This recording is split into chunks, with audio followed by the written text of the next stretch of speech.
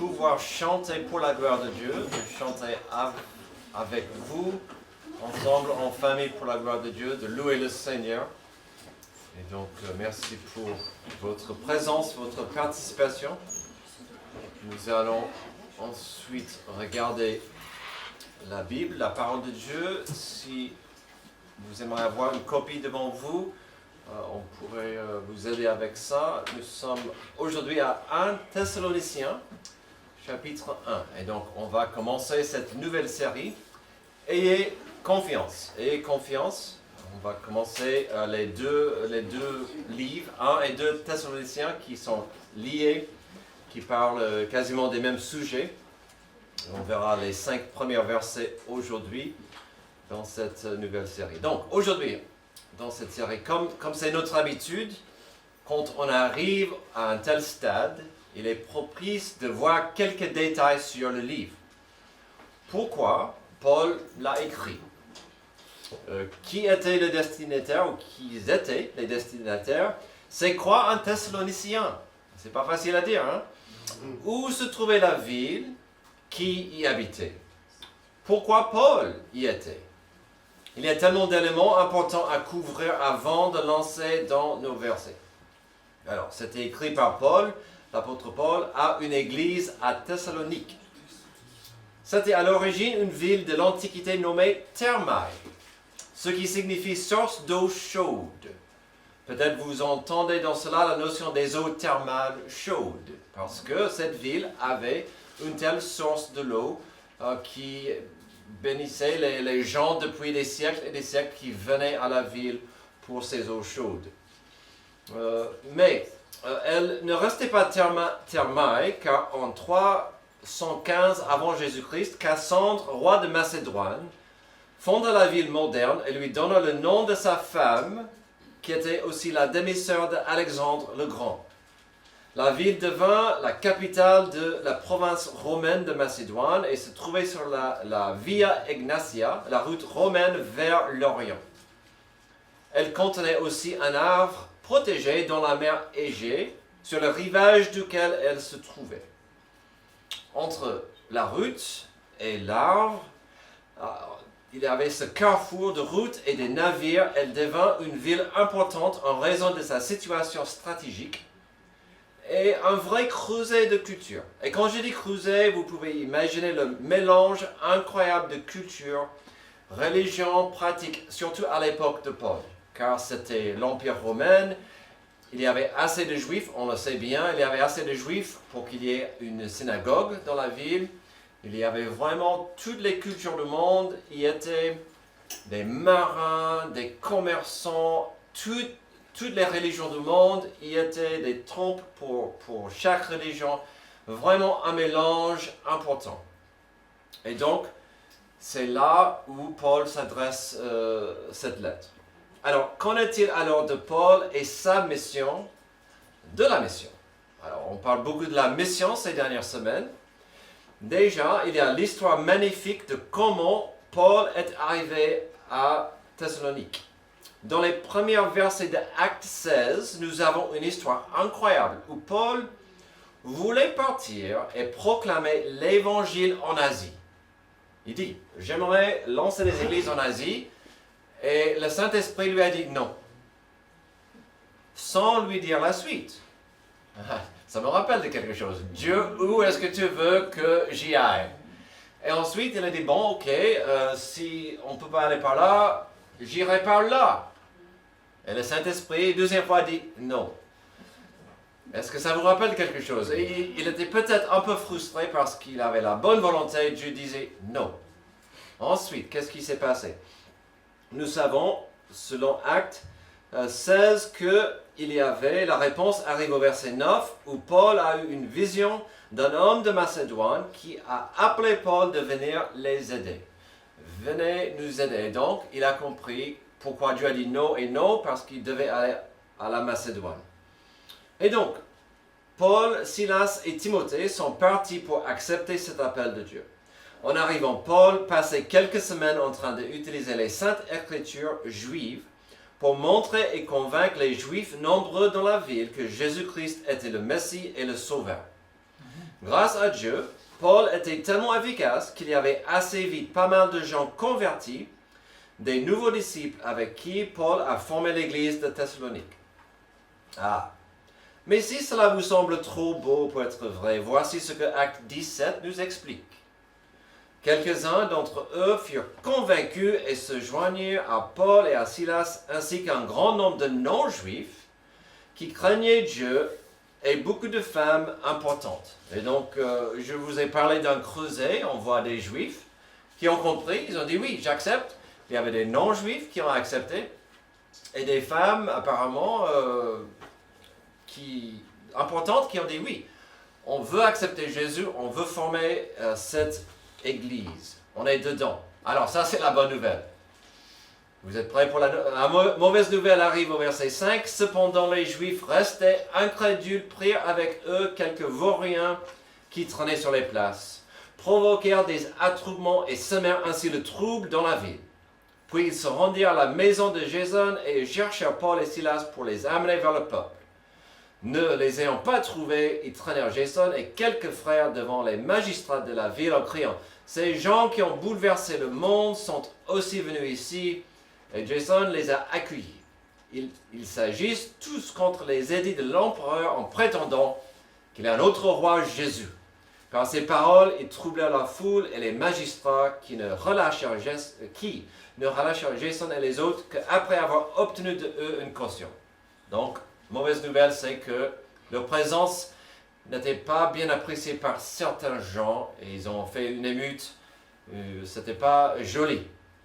À cause de ce tumulte et cette violence, Paul, Silas et Timothée ont dû fuir la ville et laisser cette nouvelle église, ce nouveau-né, de se débrouiller. Paul va plus tard envoyer Timothée d'y rentrer pour aider l'église. Et après un moment, Paul a compris de Timothée la nécessité d'écrire cette lettre aux Thessaloniciens. Car Timothée disait, ouf, il y a ça. Ça nous mène à la question pourquoi. Que expliquait Timothée à Paul? Quel problème, quel souci se passait dans l'église qui nécessitait une lettre de Paul pour corriger les problèmes? Alors, si on revient au titre de notre série, vous ne serez pas surpris de comprendre que la communauté avait des doutes. Ces doutes commençaient à affecter la morale, le témoignage, l'avenir même de l'Église. Il y avait des doutes un peu partout, mais il y avait deux catégories de doutes. Il y en avait qui disaient, Paul, il n'est pas ce que tu penses. Il n'est pas un vrai apôtre. Nous connaissons mieux que lui. Écoute-nous. Donc, ils mettaient en question l'autorité de Paul. Il y avait d'autres personnes qui ont dit, ah, tu crois en Jésus, il va revenir? Ha ha! Écoute, tu auras du mal, hein? Et donc, il y avait un grand doute sur le retour de Jésus. Alors, quand on s'ouvre cet épître et nous commençons de lire les premiers mots de Paul, sachez qu'il écrivait avec soin et avec amour, car il voulait les encourager à retourner vers la vérité et la voie correcte. On ne verra pas un fouet ou une matraque. Non, il commencera avec grâce et encouragement, car ce n'était pas trop tard d'aider ces gens qui étaient dans le doute. Ça sera notre thème principal aujourd'hui, dans les 5 premiers versets. Comment s'approcher à quelqu'un qui aurait besoin de l'aide, qui a besoin de l'encouragement? Quelqu'un est perdu, quelqu'un est découragé et on peut faire quelque chose. Que dire? Quel sujet faut-il aborder? Quel sujet faut-il éviter? Dans les premiers versets de cet épître, nous trouverons Paul, une sorte de père spirituel pour eux, qui veut avancer dans l'amour et la grâce afin de les aider de sortir du marais où ils étaient coincés. D'un point de vue biblique, comment pouvons-nous aider ceux qui sont découragés? Alors, si vous êtes découragé, c'est le passage pour vous. Si vous voulez aider quelqu'un découragé, c'est le passage pour vous. Peut-être vous n'êtes jamais découragé. Donnez-moi votre secret après, d'accord? Amen. Alors, ça viendra de l'encouragement de Dieu que l'on partage. découvrons l'encouragement de Dieu partagé au niveau des relations. Ça, c'est notre premier niveau. On va trouver de l'encouragement au niveau des relations. Verset 1. De la part de Paul, Sylvain et Timothée, à l'église des Thessaloniciens, qui est en Dieu, le Père, et dans le Seigneur Jésus-Christ. Que la grâce et la paix vous soient données de la part de Dieu, notre Père, et du Seigneur Jésus-Christ. Alors, quand Paul a pris sa plume pour commencer d'écrire, il commençait ici avec la rassurance des relations. Ici, on trouvera des relations horizontales, mais aussi une richesse de relations possibles verticales, et puis un mélange des deux. Ça, c'est la beauté de la vie dans une église, la vie chrétienne, c'est qu'on peut avoir une relation merveilleuse avec Dieu, mais aussi avec les uns les autres. Il y a un mélange entre ces niveaux. D'abord, avec les premiers mots, que voyons-nous? Cette lettre vient de la part de Paul, Sylvain et Timothée. Alors, ça, c'est l'équipe que j'ai citée tout à l'heure. Voici l'équipe complète qui a formé et qui a établi l'Église au début. N'oublions pas que cette Église est née dans le chaos et le tumulte, et après quelques semaines avec l'émeute et les problèmes avec les autorités, Paul, je dirais Sylvain, mais c'est Silas, et Timothée devaient fuir, devaient partir en hâte. C'était dangereux d'y rester. Ces gens ont quand même accepté ce message. Ils ont quand même accepté ce que Paul disait, c'est la vérité, c'est un messager de Dieu, on veut saisir, accepter, on veut cette nouvelle vie. Et donc, quelque part, Paul voulait qu'ils comprennent. Je vous écris, moi, mais de la part aussi de Silas et de Timothée. Quelle était une source de grâce, d'encouragement, de joie et de paix pendant cette période-là? C'était la présence de Paul. Alors Silas, c'est Sylvain, c'est le mot grec pour Silas, et de Timothée. Et donc, il est en train de dire, on est là, on est toujours là. L'équipe est toujours ensemble. Paul voulait qu'ils comprennent que l'équipe de base était toujours unie, toujours ensemble, et toujours investie dans le ministère. Amen. Ensemble, mais ils étaient investis toujours pour eux. On est toujours là pour vous. On est en train de vous écrire ensemble. L'équipe est là. Ces trois hommes sont arrivés en ville avec l'évangile et au risque de leur vie, ils ont aidé plusieurs personnes à sortir de l'esclavage de leur ancienne vie pour trouver la vraie vie de paix avec Dieu. Et quand je dis esclavage, n'oubliez pas, à ce carrefour, il y avait des religions diverses, il y avait des pratiques diverses, il y avait l'esclavage de l'idolâtrie, du péché, et ces personnes ont saisi la grâce de Dieu avec foi. Ils ont échappé l'esclavage de cette ancienne vie, et donc Paul vient à eux dans l'encouragement. Ici, Paul le rappelle que les trois fondateurs de l'Église sont toujours là avec une fidélité au carré, donc on parle souvent de ça. Il dit, on est toujours là, on est fidèle à Dieu. On est toujours investi dans le ministère, mais aussi on est là, on est fidèle à vous. Oui, on est parti, mais on est là. On est là pour vous, on veut vous aider. Et donc cette fidélité à Dieu et cette fidélité pour autrui est mise en évidence dans cette lettre. On est là. Ensuite, il rappelle qu'il forme une église de la part de Paul, Sylvain et Timothée, à l'église des Thessaloniciens. Paul a fait deux choses merveilleuses là. Il dit, vous êtes une église, vous êtes une assemblée qui appartient pas que à vous-même. Oui, vous êtes une famille, mais vous appartenez à Dieu. Vous êtes une église, vous faites partie du plan de Dieu.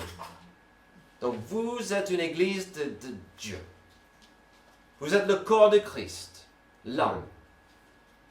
Vous êtes une famille, rachetée par le sang précieux de Jésus, qui est la tête de l'Église. Puis il revient à la vérité de base de chaque Église. Une Église fera partie du plan de Dieu. Il dit, vous êtes en Dieu, le Père et le Seigneur Jésus-Christ. Voici la beauté d'une Église. Oui, elle est une association. Elle aura des membres de bureau. Cette église ne m'appartient pas. Elle appartient à Dieu. Amen. Nous appartenons à Dieu. Amen. Il y a des associations magnifiques dans cette ville. Mais cette association appartient à Dieu. Et son avenir doit être lié à la volonté de Dieu. Quel verset profond et puissant. Dans quelques mots, Paul a resserré des liens familiaux et il termine cette idée avec la vérité de la grâce et la paix disponible à nous. À la fin du verset 1, après ces premiers mots de rappel, il dit que la grâce et la paix vous soient données de la part de Dieu, notre Père, et du Seigneur Jésus-Christ. Amen. C'est magnifique. Il dit, la grâce et la paix est dispo, mais je vous souhaite la grâce et la paix que Dieu nous donne. Quelle bénédiction. Alors, comment pouvons-nous aider ceux qui sont découragés? On peut partager l'encouragement de Dieu au niveau des relations. Alors, si vous connaissez quelqu'un découragé, rappelez-leur, je suis ton ami. Si c'est un frère en Christ, je suis ton frère, je suis ta sœur. Et ça va rappeler cette personne qu'il y a un Père éternel qui aime cette personne. Et que Jésus est notre frère. Jésus a payé le prix afin que nous soyons tous dans cette famille. Alors, si la personne n'est pas encore sauvée, pas encore née de nouveau, rappelez la personne des liens de famille. Tu es mon fils, tu es ma fille, tu es mon frère, tu es ma sœur. Vous n'êtes pas seuls. Ceux qui sont découragés souvent, ils avalent le mensonge que je suis mieux seul. Dieu ne nous a pas créés pour être seuls, mais en famille, en communauté. Et donc, on peut toujours resserrer des liens familiaux ou d'amitié dans ces cas. Donc, il y a cette notion des relations.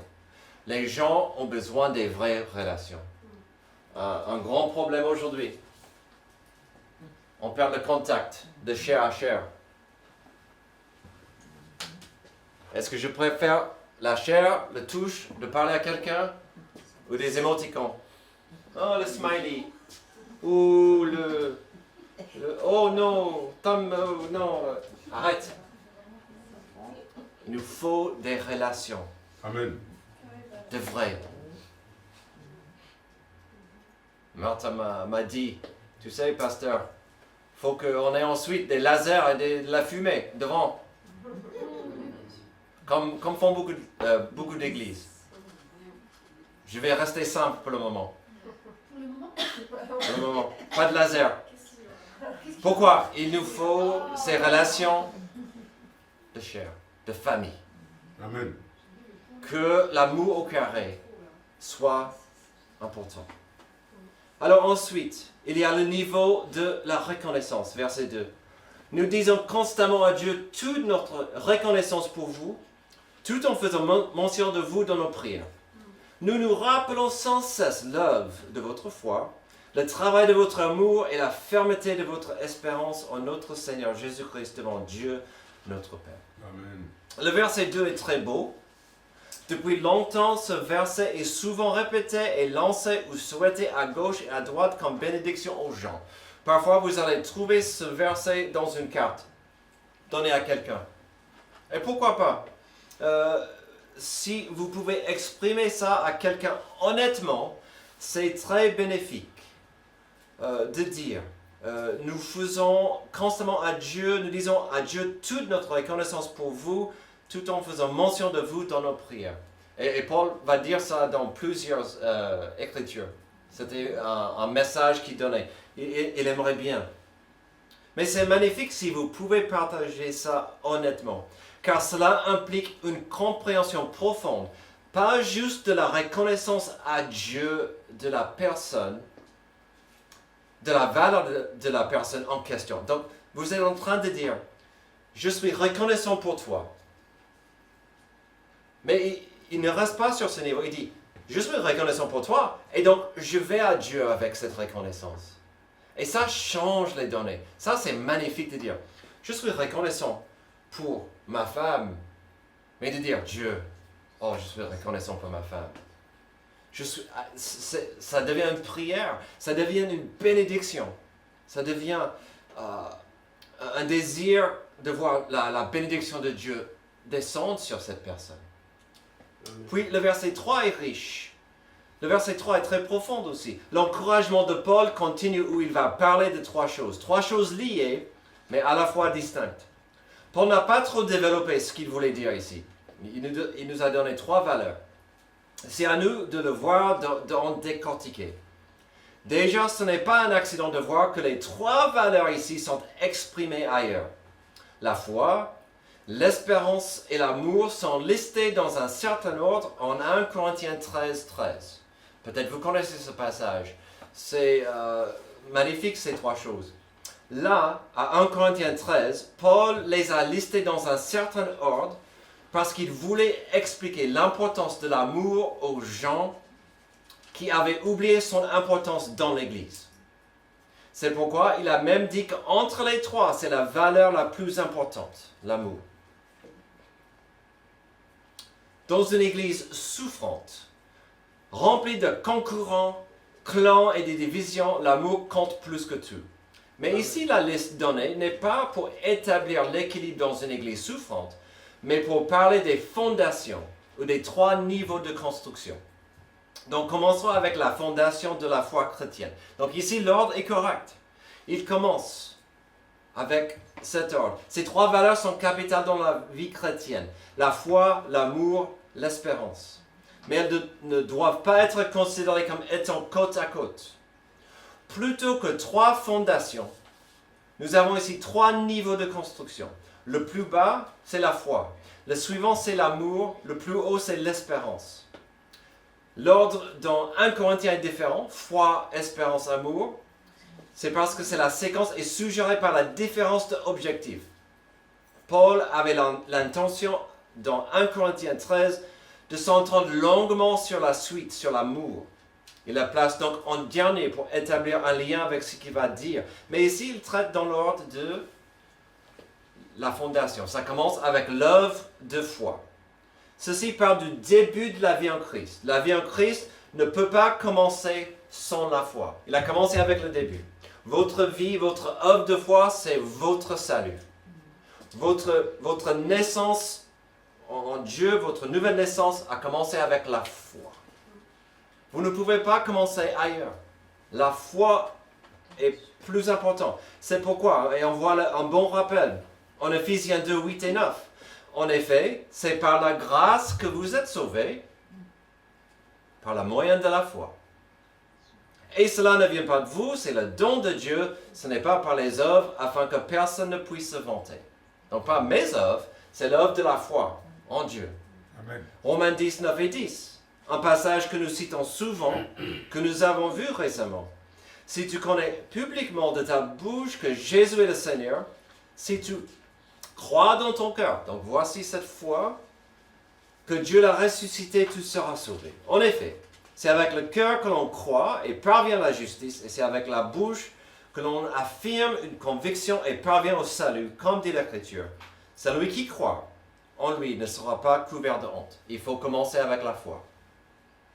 La semaine dernière, nous avons vu l'importance de comprendre puis de communiquer la réconciliation que Dieu nous offre. Ceci arrive par la foi. L'Église à Thessalonique était une belle œuvre de foi. Thessaloniciens. Un témoignage du salut de Dieu. Une fois que cette porte de la foi est ouverte. Et quand la porte de la foi est ouverte, ça nous mène à la suite. Le travail d'amour. Après la foi, on peut mieux aimer, on peut développer, on peut apprécier l'amour que Dieu nous donne. Amen. Et on peut travailler sur notre amour pour autrui. Amen. Si l'œuvre est déjà accomplie, maintenant nous avançons à notre part, notre responsabilité après la nouvelle naissance de Dieu. Nous trouverons ici le choix, si vous voulez, de l'amour au carré. On parle souvent de cet amour, d'aimer Dieu avec tout notre être, d'aimer Dieu profondément, d'aimer notre prochain comme nous-mêmes. d'aimer notre prochain pratiquement, profond et pratique. Ça, c'est cet amour. On est appelé de le faire. C'est un choix. Alors, pour l'amour de Dieu envers nous, il faut simplement, entre guillemets, être conscient de l'amour de Dieu, puis de rester dans la reconnaissance de l'amour de Dieu. Si je suis découragé, si je suis en train d'avoir une mauvaise journée, ça m'aidera de penser à l'amour de Dieu pour moi. Ce que l'amour de Dieu pour moi a fait, qui fait, ce qu'elle fera, il fera. L'amour de Dieu.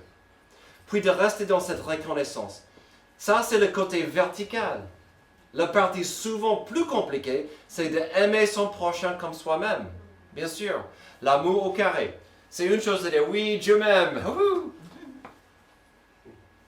Oh, je suis censé aimer mon prochain comme moi-même? Laisse-moi réfléchir un peu. C'est pas pareil. Mais il faut que ça coule entre lui et moi et eux, et vous. C'est pas toujours facile. C'est un choix. C'est un choix d'aimer. Parce que Dieu m'a aimé le premier. Et puis, après le travail d'amour, et on peut toujours améliorer notre amour pour Dieu. Je peux toujours aimer Dieu mieux. Je peux toujours aimer mon prochain mieux. Il y a la fermeté de votre espérance en Jésus-Christ devant le Père. Alors, si cette série est appelée « Ayez confiance », il y aura la compréhension, l'implication d'une faille d'espérance en Jésus-Christ. Mais pour la plupart des gens dans l'église en question, ils étaient enracinés, ils étaient ancrés, ils étaient bien établis en Jésus. Et pourquoi pas? Car n'oublions pas que cette église est née dans le chaos et le tumulte. Ces gens ont accepté Jésus-Christ comme Sauveur, comme Seigneur avec joie. Puis nous savons qu'ils l'ont fait avec des arrière-plans différents. Ils ont quitté leur vie ancienne pour Jésus. Ils ont quitté leur religion. Que ce soit le judaïsme, que ce soit l'idolâtrie, que ce soit la débauche. Ces gens ont tourné le dos à leur vie ancienne pour marcher avec Jésus. Amen. Et donc, ils avaient cette ferme assurance, cette espérance en Jésus. Ici, Paul a donné une liste profonde et belle de reconnaissance. Paul remerciait Dieu pour un tas de choses qu'ils ont fait et des choses que Dieu a fait en eux. La reconnaissance n'est pas une formule magique, mais elle est très très efficace pour encourager et bénir ceux qui en ont besoin. Ce n'est pas magique. Mais quand vous commencez à faire une liste de reconnaissance, ça change votre perspective. Ça change votre attitude. Surtout quand vous comprenez combien Dieu veut bénir votre vie avec sa grâce. C'est magnifique, la reconnaissance. Nous avons découvert de l'encouragement au niveau des relations et de la reconnaissance. Terminons avec de l'encouragement partagé au niveau de la révélation. Verset 4. Nous savons, frères et sœurs aimés de Dieu, qu'il vous a choisis. Parce que notre évangile ne vous a pas été prêché en parole seulement, mais avec puissance, avec l'Esprit Saint et avec une pleine conviction. Vous savez en effet comment nous sommes comportés parmi vous à cause de vous. Il va leur rappeler de cette révélation de Dieu qui est entrée dans leur vie, qui a transformé leur vie. Alors, révélation, la définition, fait de révéler ce qui était secret. Phénomène par lequel des vérités cachées sont révélées aux hommes d'une manière surnaturelle, ces vérités. Paul est en train de dire, permettez-moi de vous rappeler que la révélation de Dieu est venue à vous. Ça a changé votre vie. Ça a transformé votre vie quand vous avez compris que Dieu s'intéressait à vous sauver de l'esclavage, à vous sauver de vos anciennes vies. Paul revient encore à la révélation magnifique qu'un enfant adoptif de Dieu est tel parce qu'il a été choisi par Dieu. Quelle grâce! Vous voulez parler de la reconnaissance, comprenez que Dieu vous a choisi. Quelle bénédiction de comprendre qu'avant l'adoption de Dieu, avant la nouvelle naissance, j'étais séparé de Dieu, condamné dans mes péchés. J'étais confus, j'étais perdu. Et ici, Paul dit que la preuve d'être élu, la preuve de savoir que je m'appartiens à Dieu et sa volonté, c'est de comprendre comment on réagit au message. Quelqu'un qui est élu, choisi par Dieu, va un jour, pas forcément tout de suite, va comprendre le message d'amour, de réconciliation. Il va dire oui, yes please, j'accepte. J'ai besoin de ce pardon, de cette grâce de Dieu. La beauté de l'Évangile, c'est qu'il est puissant, car il appartient à Dieu. C'est son message de rédemption et amour pour nous. Donc quand il dit au début du verset 5 que ce n'était pas grâce à eux forcément, ce n'était pas un beau discours ou un débat bien organisé et convaincant, il dit vrai. Ce qui est ironique, c'est qu'on sait que Paul est allé à la synagogue pour faire le débat, pour convaincre les gens. Mais ici, il dit, ce n'était pas ma sagesse, ce n'était pas mon pouvoir, ce n'était pas mon intellect qui vous a convaincu. C'était le pouvoir du message. Amen. Heureusement, car si, par mon intellect, je devais faire des disciples de Christ, par mon éloquence en français, je devais faire des disciples de Christ, non. C'est pas moi.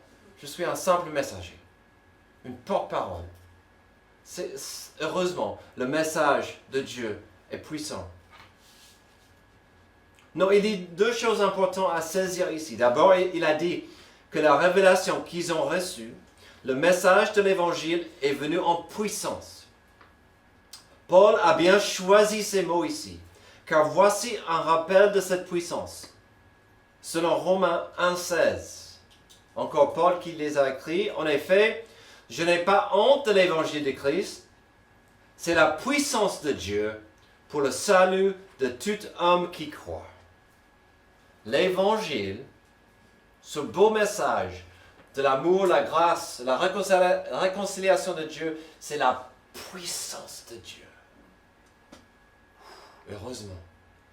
Dans le grec, le mot que Paul a utilisé pour puissance, c'est le mot dynamis. C'est de ce mot que nous tirons dynamite. Intéressant. L'évangile a ce pouvoir, la puissance d'exploser. Normalement, on dirait, est-ce que ça c'est une bonne chose? Mais quand on comprend qu'on vit dans un monde d'esclavage, un monde qui est sous le joug du péché et de l'ennemi, oui, on a besoin de cette puissance qui renverse des puissances, qui renverse des forteresses, qui peut vaincre le péché. Il y a une puissance merveilleuse dans l'Évangile. Ensuite, dans notre passage au verset 5, après avoir parlé de la puissance de l'Évangile, il mentionne aussi l'Esprit Saint et la conviction. Ce n'est pas un accident. Ou là, par hasard. Heureusement, la conviction fait partie des responsabilités de l'Esprit Saint. C'est lui qui va convaincre dans le cœur de quelqu'un. Il dit, l'Esprit Saint avec une pleine conviction. Il a mis conviction à côté de l'Esprit Saint exprès. Parce que ça fait partie des responsabilités du Saint-Esprit. Je ne peux pas entrer dans votre cœur et vous convaincre de grand chose. Mais l'Esprit Saint, ça fait partie de ses responsabilités d'entrer et de percuter et de dire, hey, voici la vérité de Dieu pour vous. Amen. De nous convaincre. À la fin du verset 5 se trouve aussi une clé importante si on va parler de l'importance de la révélation de Dieu à l'homme. Dieu veut que nous soyons ses porte-paroles. Et donc, ça va de soi que Paul mentionne leur comportement vis-à-vis des gens. Il y a quelques semaines, lorsque nous avons parlé de l'évangélisation, nous étions tous d'accord que si on va témoigner, notre témoignage sera important. Et donc, c'est pourquoi il dit ça à la fin du verset 5. Notre comportement était exprès afin que vous compreniez ces choses. La révélation. Comme on dit souvent, la Bible est une collection profonde de récits où Dieu voulait communiquer à l'humanité son désir d'avoir une relation de paix.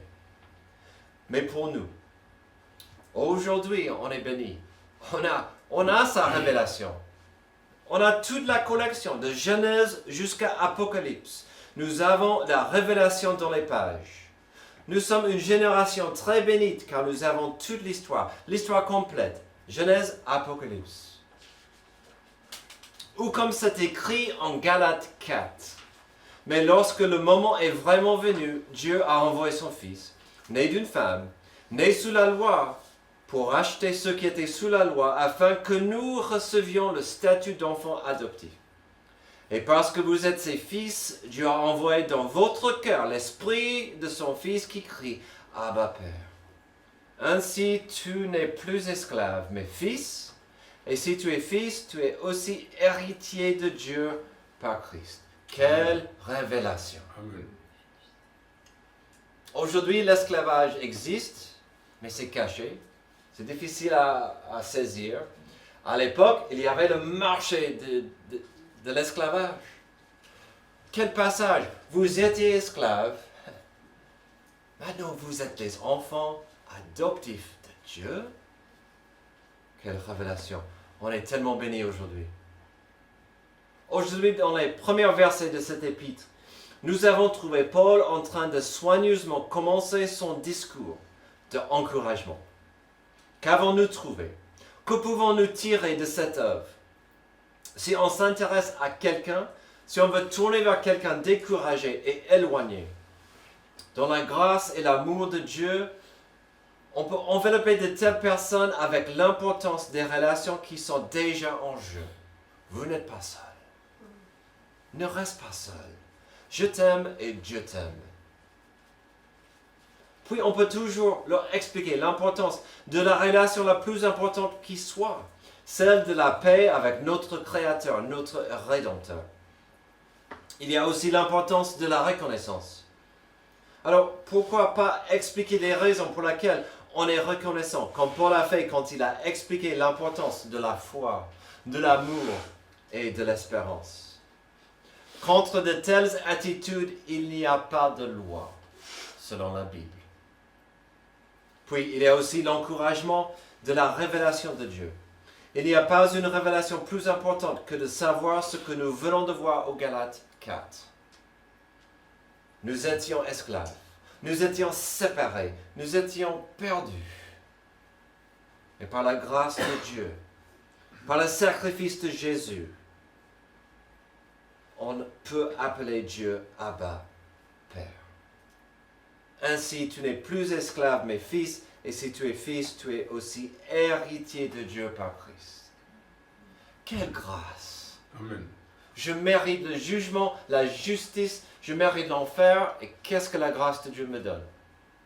Je suis héritier avec Jésus. Incroyable. Incroyable. Si vous avez le moindre doute sur la capacité puissante de nos trois valeurs, de la relation, de la reconnaissance et de la révélation, si vous avez le moindre doute sur la capacité de ces valeurs d'encourager et bénir quelqu'un qui aurait besoin de grâce, pensez à un moment de la fin de l'histoire du fils prodigue. Un homme qui a gâché sa vie, qui a perdu tout, qui a jeté son héritage pour le plaisir. Et à la fin de sa vie, il a compris. La seule chose qui compte, c'est ma relation avec mon Père. La seule chose... vous voulez parler de la reconnaissance? Quand ce fils est rentré et dit, « Père, je ne mérite rien. Fais de moi un esclave, un serviteur. » Et son père a dit, « Ah non, non, ça ne fonctionne pas comme ça avec mon amour. Tu es mon fils, on va fêter. J'aurai un festin pour fêter ton retour. » Vous voulez parler de la reconnaissance? J'étais perdu, j'étais aveugle, et mon père m'accueille. Amen. La révélation. L'importance de la révélation de l'amour de Dieu. Oui, pour l'enfant, qui était perdu. Mais il y avait 2 fils perdus dans cette maison. Au moins, il y en avait le plus jeune qui a compris qu'il était perdu. Il a compris la richesse qui lui manquait, loin de son père, tandis que son grand frère comprenait rien sur la richesse de sa vie. Mais la révélation était là. Tout y est quand on est au sein du Père. La paix, la reconnaissance, la joie. C'est là ce que Paul voulait que ces gens comprennent. Et pour ceux qui ne comprennent pas encore, c'est à nous de partager, de vivre ces valeurs dans la vie. Merci. Merci Dieu pour ce passage qui introduit des vérités, qui introduit des valeurs et des choses importantes à saisir. Aide-nous à vivre pour toi, aide-nous à toujours être reconnaissants pour ta grâce, ton amour, et de ne jamais se refroidir face à ton appel à nous. Aide-nous à marcher avec toi. C'est dans le nom de Jésus que je prie. Amen. Amen. Levez-vous.